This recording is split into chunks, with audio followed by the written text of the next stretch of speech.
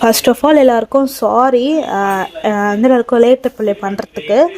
Reply பண்ணாமல் இருக்கிறவங்க மட்டும் எனக்கு ஹாய் மட்டும் ஒரு மெசேஜ் போட்டிங்கன்னா நான் உங்கள் மெசேஜ் எல்லாம் படித்து பார்த்து ரிப்ளை பண்ணிடுறேன் ஒரு ஈவினிங்குள்ளே.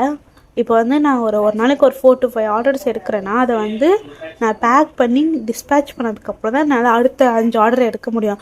5 ஆர்டராக தான் எடுத்து என்னால் மேனேஜ் பண்ண முடியும். அதனால தான் என்னால் நிறைய மெசேஜஸ்க்கு ரிப்ளை பண்ண முடியல.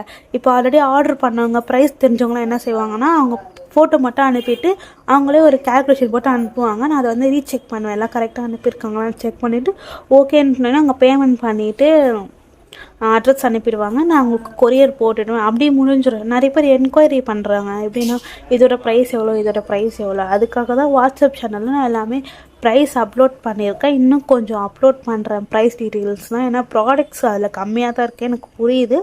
பட் நீங்கள் அதில் இருக்கிறதுலாம் நீங்கள் அதிலே பாருங்கள். அதில் இல்லாதது மட்டும் வந்து என்கிட்ட ப்ரைஸ் கேளுங்க.